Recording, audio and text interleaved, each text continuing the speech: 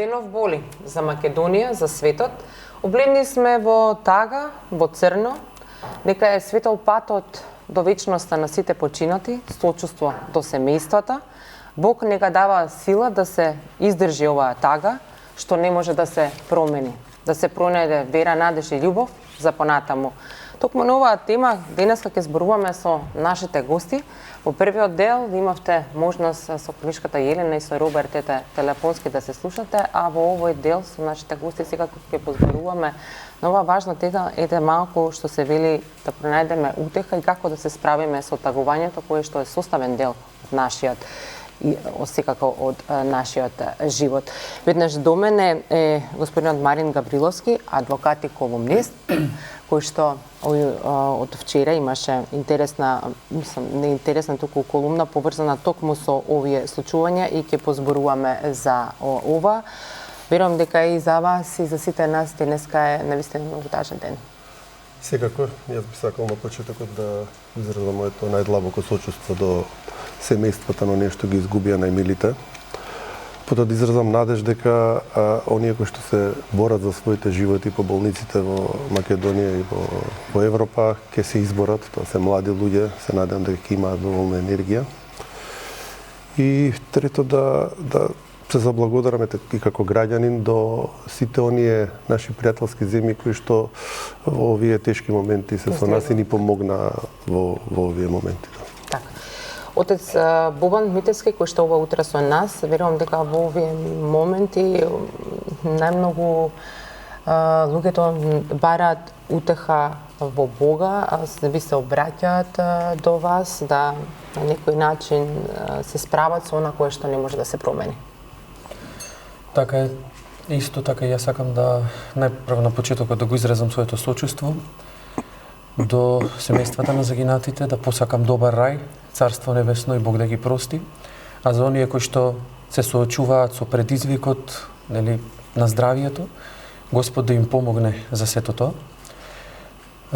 Самите рековте, сега ова е момент кога ние навистина бараме начин и тоа единствено при оној кој што ја има силата и кој што е една постојана љубов и една постојана милост да не утеши во овие моменти, а тоа е Бог, нашиот небесен татко. Притекнуваме како деца, како оние кои што сме ранети, како оние кои што имаат потреба од нашиот небесен Отец и се обраќаме кон него секој на својот начин. Едни со тагата, други со молитвата, трети со гневот, барајќи го од Бога, барајќи сатисфакција, барајќи утеха од Бога. И она кое што црквата го порачува и единствено е на, би рекол, низ незината традиција изводливо, а тоа е да го правиме во едно смирение, во едно крајно тихование, во едно продуцирање на тоа смирение кое што ќе го одземе, ќе го тргне настрана секој гнев кој што се напластува сега поради тој емотивен навој кој што го чувствуваме, за навистина да можеме да ја видиме светлината бркајќи ја темнината. Така е. И веднаш до вас не се нашите гости од првата детска амбасада Меѓеши, Драги Змијанац, кој што е извршен директор и основач на првата детска амбасада во светот Меѓеши, и Мила Дамјановска, која што е СОС оператор во првата детска амбасада Меѓеши, која што навистина е многу значено во овие моменти. Младите на некој начин излегуваа на улиците да искажат, да го искажат и својот гнев и револт, но секако и да дадат еден последен поздрав на своите врсници. И психолошката поддршка секако е многу значена, но вие тоа не го правите само во овој момент, вие тоа постојано го правите. Знаете, овие тегобни денови и последиците кои се случуваат отпосле, посттравматските се многу тешки и мислам дури тек сега ќе ги почувствуваат и најблиските и пошироката заедница и во училиштата и така натаму. Секако сочувството, емпатијата, молитвата е многу важна, но во овие мигови што следат, поддршката и помошта исто така, солидарноста треба да ни биде врв на доблест и токму затоа нашите СОС оператори и волонтери се понудија за жал по втор пат во Кучани пред неколку години кога беа пожарите, исто така ги понудија своите 7 телефонски линии да бидат 24/7 достапни за било каква помош, подршка, разговор, затоа што има потреба за такво нешто. Ние сме мобилни и нешто повеќе тоа, мислам дека самата Мила, која долго години е како волонтера, сега и како оператор на Ало Бушевко, првата телефонска линија за деца, може да ни каже нешто повеќе. Да.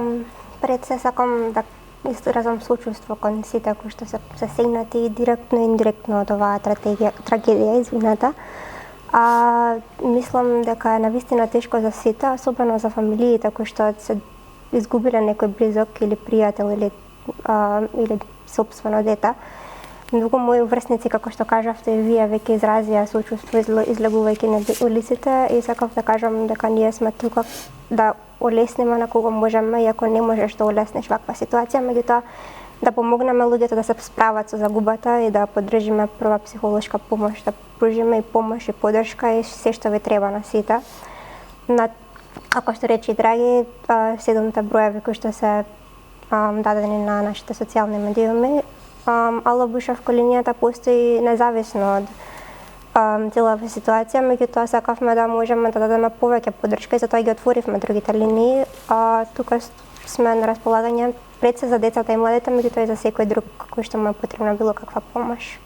Така, јас би сакала од Рижија да ги замолам, да ги постават телефоните за да можеме да ги видиме, бидејќи освен Ало Бушевко кое што постојано постои, психолошка поддршка на младите, има сега дополнителни овие линии кои што се сега активни 24/7.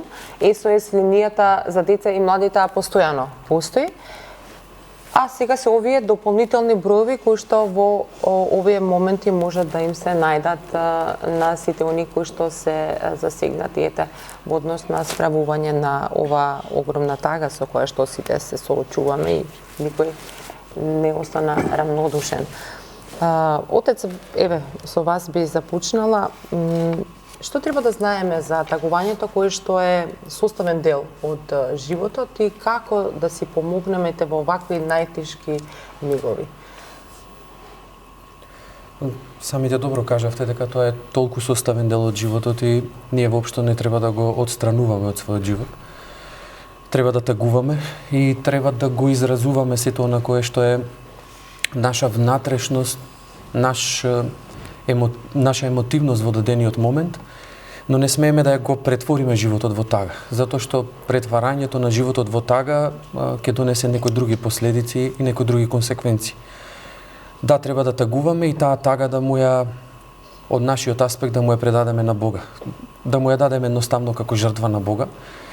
Треба и да плачеме, треба и да роптаме, треба и да се гневиме, но сето тоа да го правиме со една причина која што треба да не наведе до тоа да го најдеме мирот и да го најдеме смирението. И Богородица тагуваше кога нејзиниот син го виде распнуван на крстот и илјадниците христијански семејства тагуваа кога ги гледаа своите блиски мачени заради верата и така натаму.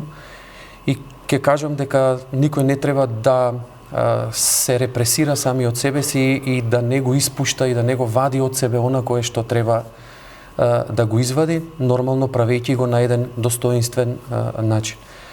Од друга страна пак, тагата треба да не доведе до, би рекол, до просветление, затоа што таа е еден амбиент од кој што ние треба да ги изгониме облаците, бурата во која што се наоѓаме и да излеземе над таа состојбата каде што грее сонцето, така описно кажано. Да, за да можеме... тагата има неколку фази како на тагување, така кој што така е. И секогаш кога е тагата присутна треба да бараме помош. Не треба да тагуваме заедно, Ние секогаш од една пастирска и една духовничка смисла велиме дека човекот кога е во тага не треба да се осамува, не треба да се повлекува, туку напротив треба што повеќе диалог, треба што повеќе разговор, што со стручни лица, што со црквата, што со блиските, што со роднините. Тоа да не го држи во себе. Да не го држи во себе, туку да го изнесува нели од себе, но како што кажав на тој достоинствен начин, на тој начин кој што всушност ќе даде некаква полза и за самиот себе си. Не сега тоа да биде една стихија која што не знаеме докаде нели може да дојде преку своето вадење од себе, туку тоа треба да се прави на еден начин кој што ќе биде контролиран, начинот во рамките на општеството, во рамките на семејството, во рамките на другарите и другарството, во рамките на црквата, во односот со црквата и секако во односот со стручните лица. Затоа би рекол дека тагата е толку составен дел од животот, но тагата не е она на кој што треба да остане. Така. Доаѓаат ли со прашања во смисол да сега ни се пости веќе трета недела, крстоносна е оваа недела, се крстеа водите, каде што велат ви се обраќаат со еве правам нели се постам, верник сум, верувам зошто ова ми се случило, верувам нека тие прашања во вакви мигови многу од оние кои што сега има многу семејства кои што се зацрнија, ние изгубивме една цела млада генерација која е иднина на оваа земја. Неминовно е дека општеството треба да тргне конечно и веќе еднаш кон поправање. Но тоа поправање можеме да го добиеме и да го стекнеме и да го возможиме само доколку секој тргне од себе поправањето. Доколку тргне од самиот себе си. Не можеме да бараме нешто или некој или некои да се поправат, а ние никогаш да не се изменуваме и да не се поправаме. Во црквата ние тоа го велиме, ако сакаш да стекнеш мир околу себе, треба најпрво да го стекнеш мирот во себе и со себе. Затоа тоа е она кое што е најпотребно. Сите прво треба сега да се погледнеме себе си, да ги погледнеме своите грешки, своите постапки, затоа што сето ова што се случи е дело на, би рекол, сите нас, кој помалку, кој повеќе, затоа што сите учествуваме во овој систем кој што го создадовме, а систем кој што не голта. Мене деновиве ме прашува отец, постои ли оптимизам, постои ли за нас промена?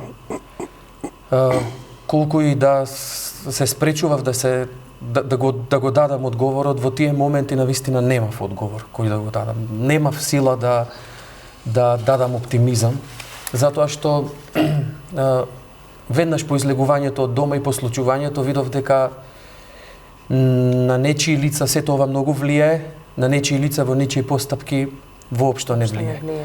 Затоа ние мораме да тргнеме од себе изменувањето и себе поправањето, од она кое што ние го викаме со терминот преумување.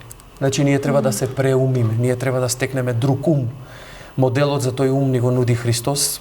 Значи ние треба да се свртиме кон Христа, треба да се свртиме кон Бога, треба да се свртиме кон тој светотаински, постојано покајнички начин на живење, во кој што нема да се гледаме само себе си, туку ќе ги гледаме најпрво сите.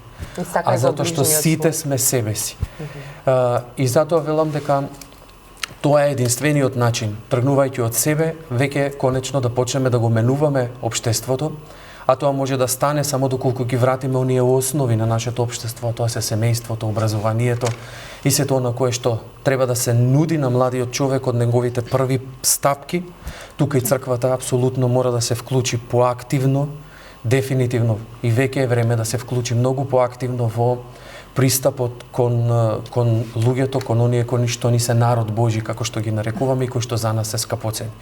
Затоа мислам дека тоа е начинот е преумувањето, именувањето, а моделот ни е Христос. Да.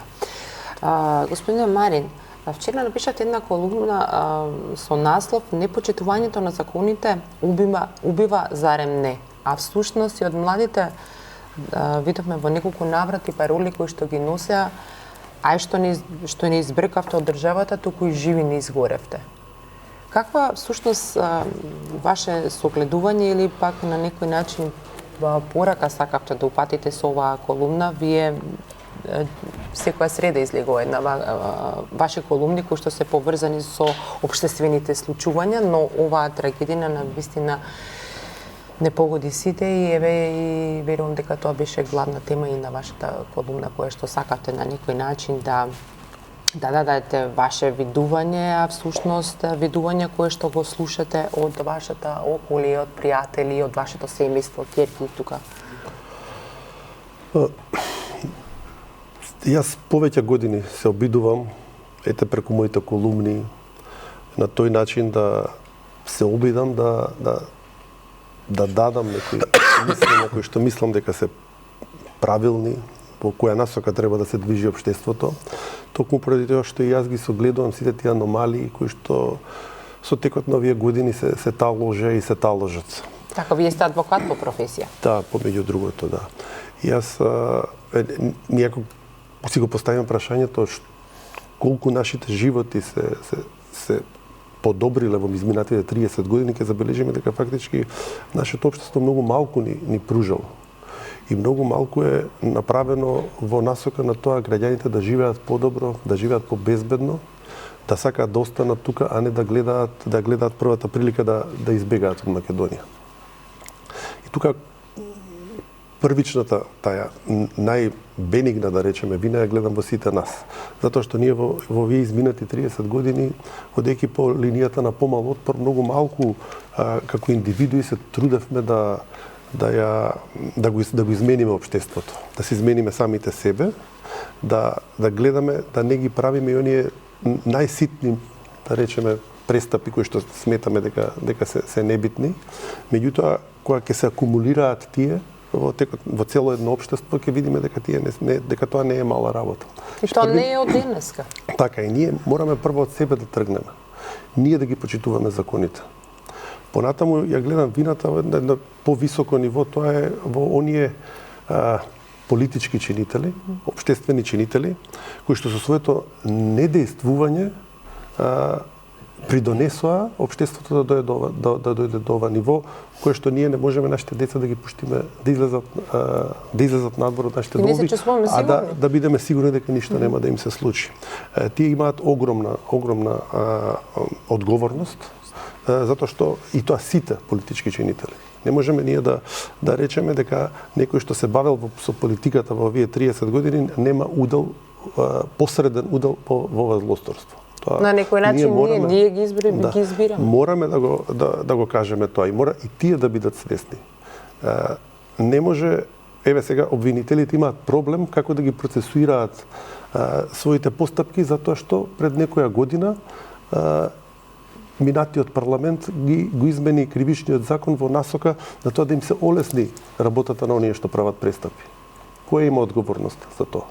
Дали некој ќе сноси одговорност за тоа? Да. И конечно третото ниво на одговорноста, најголемата одговорност ја имаат тие и вина, оние директните извршители. Оние кои што фактички го корумпираа општеството. Дали се тоа бизнисмени, дали се граѓани обични, кои што успеваат преку непочитувањето на законите за себе да создадат некое добро, а на штета на општеството. Така, затоа што закон имаме, но имаме непочитување на законите. Точно, неспроведувањето на законите и непочитувањето на законите е и огромната системска корупција во државата е таа која што не доведе до ова ниво. И сега се поставува нели прашањето од каде да се започне, конкретно нели за еве нека се започне сега со најригорозна казна за оние кои што го направија ова злосторство. Органите, државните органи треба неселективно, брзо и ефикасно да ја спроведат оваа постапка. Затоа што видовте дека гневот на граѓаните е на многу високо ниво. Ние видовме што се случи во Кочани со демолирањето на тоа е разбирлив гнев. Граѓаните веќе немаат доверба во државата и ја земаат правдата во своји раце, а тоа во едно општество кое што треба да е регулирано е лошо. Ние не смееме државата е создадена за да создаде ред и да го олесни животот на граѓаните. Ние во оваа фаза го немаме ниту едното, ниту другото. Ниту граѓаните живеат добро, ниту има ред во државата. Значи, мора редот и поредокот да се врати, мора довербата да се врати, а тоа ќе се случи тогаш кога политичарите ќе покажат дека не се коруптивни и дека не се селективни. нема наши ваши, сите ја имате одговорност и сите треба да ја превземете одговорност. И има работи кои што немаат цена, едноставно не се бидејќи последиците потоа се многу големи. Така, дали е господин ова Марин, би нешто? сакала да се надоврзам на темата за тоа што кажавте. Ние долги години имаме корупција, да речеме не е оваа корупција од вчера. Што мислите ве вака ваше стручно мислење со оглед на тоа што сте адвокат по професија и кажавте дека системот сме сите ние и вие и ние и обичните граѓани нормално, што е паметно за тоа што да, гневот ескалира и она кое што на сите нас ни смета е сега што сите го познаваат законот одеднаш, нели сите се најгласни на социјалните мрежи. Што е најгласно, што според ваше стручно мислење треба да направиме сега за тоа што нели еве владата работи, нели гледаме излегуваат по прес, не е дека нели не работат, за што работат, нели тие најдобро се знаат. Дали треба да им ја оставиме таа работа на нив, да не им се мешаме во процедурите, затоа што кажавме ова не е од вчера. И ако се почнало од сега, јас мислам дека они ќе имаат многу работа и тоа не се решава преку ноќ. Зборувам за корумпираниот систем во кој што живееме, за тоа ќе треба многу време. За жал, јас не можам да најдам крај на светло на крајот од тунелот, така да кажам. До тоа ниво е корумпирано општеството што јас не знам дали со еден, да речеме, вообичаен начин на подобрување на работите ќе може тие да се сменат. Не можам да најдам одговор на прашањето како ние ќе се вратиме назад во нормала. Барем да ја гледаме нормалата во близина. Кои се тие здрави некои клетки за кои што би се фатиле? Да, ние треба да тргнеме секој од нас и да гледаме ние да станеме подобри луѓе, бидејќи очигледно општеството не успеа да биде на нивото на задачата која што му е дадена. Значи, ние мораме да кажеме дека мораме да бараме во политиката да се вклучат луѓе кои што имаат поголем интегритет, кои што си мислат добро на својата држава. Ние 30 години имаме луѓе кои што доаѓаат со празни џебови и излегуваат како милионери. И тие неказниво си продолжуваат со своите действија кои што во крајна линија доведуваат до овакви трагедии. И не знам колку ние можеме институционално да ги решиме работите. Ја не знам. Па да, затоа што конкретно дискотеката, секако ние мораме сега да дадеме шанса органите да си ја завршат својата работа и да видиме како тоа ќе го направат. Министерот Тошковски не е политичар, прв пат влегува во политиката. Во неговите изјави се гледа тој обичен граѓански гнев, така да го наречам, но меѓутоа на некој начин и страв дека он не може до крај да ги контролира работите, затоа што работите се отидени многу далеку. И не знам колку ќе можат институциите тоа да го направат, тоа мораат. Ова немаме веќе ние враќање назад. Значи они мораат да испорачаат резултати сега. Зашто општеството понатаму во која насока ќе оди Сакам да надополнам. Да. Барате здрава клетка, барате нешто што ќе биде светлина на крајот од тунелот. Јас се сеќам на оваа емисија пред една година гостував тука кога беа изборите и реков, тоа одеше како Реелс, многу добра поента со Роберт направивме, дека оваа следната влада ќе нема со кого да владе ако младите се заминат. Сами со себе ќе владеат и нема никаква поента. Екзодусот на младите се случува од разочараност и нефункционалност на системот, недоверба, од неказнивост, немање лична одговорност. Кога општеството е крибиногено и канцерогено и во корупција и во загадување на воздухот, водата и почвата, ние ги жртвуваме и ги мачиме. Значи, треба да создадеме можност, атмосфера каде што тие ќе бидат главните двигатели на промената. Ние не сме кадарни очигледно да ја направиме промената, затоа што веројатно ние сме дел од тој систем кој го поддржуваме индиректно, директно, не спротивувајќи се, не бунејќи се.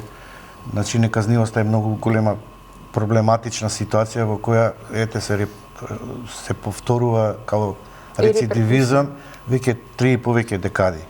А ако не се фокусираме кон децата и младите, да им дадеме можност тие да ја направат промената со наша поддршка, мислам дека ние по возрастната генерација изгубивме оваа битка. Можеби многу битки изгубивме и не знаевме како да се справиме и да го кренеме гласот прикладно, соодветно, која ќе биде опомена за секоја една следна владина гарнитура. Сега после оваа ситуација, кога ќе направиме осврт не само за модуларната болница, не само за автобуските несреќи. Ја мислам дека имаше исто една ваква ситуација во една дискотека пред многу години. И во Романија и кај нас и така натаму, значи тука кога е длабоко вкоренет криминалот, корупцијата, неказнивоста, а ако е правосудниот и судски систем исто така вклучен во сето тоа, а знаеме дека за мерењата за довербата во правосудниот и судскиот систем не е се на голема. најниско ниво. Тоа значи дека граѓаните ја изгубиле довербата во државните институции и сега тие треба да направат ресет, односно да се цел систем. Да се пренасочат кон фокусот на казнивоста.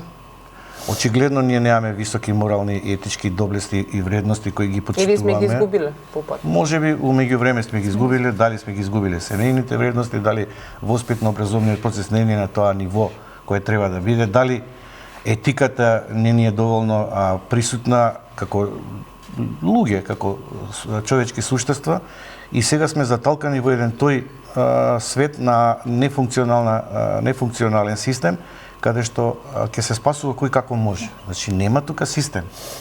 И тој систем очигледно нас не убива постојано, континуирано.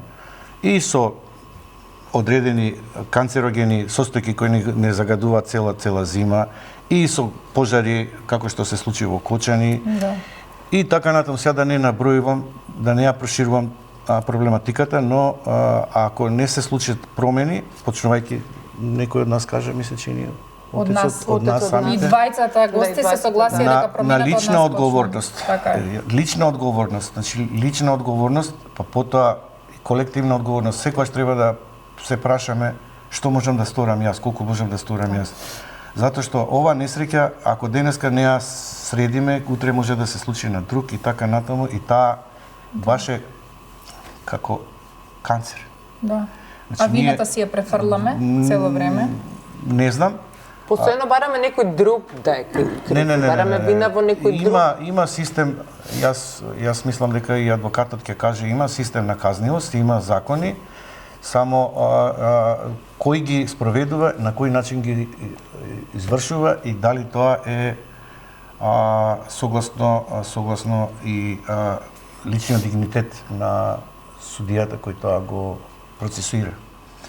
Има тука работа и за јавно обвинителство, полицијата и така натаму, но кога ќе направите резиме дека во целиот тој систем се вклучени многу институции и актери, тоа е многу загрижувачки и демотивирачки. Сега ние треба да ги охрабриме, да им дадеме надеж на младите, како тие нас да ни веруваат, во што да ни веруваат. Да. Што можеме ние да сториме, да им кажеме дека сме барем малку етички доблесни и одговорни, дека можеме да направиме некаков ичекор напред. Да им бидеме подршка да не си заминат од тука. Ако си заминат од тука, ќе останат средна и повозрастна генерација и ќе ни замре државата и целиот овој простор. Така да јас повторно би се фокусирал и до сите институции, посебно да обрнат внимание на децата и младите, затоа што нив сега им е потребно, они имаат многу прашања. Нив им е потребен сигурен простор. Тие сакаат да бидат сослушани, со нив да се разговара, тие се збунети, конфузни, не знаат дури ни како да реагираат.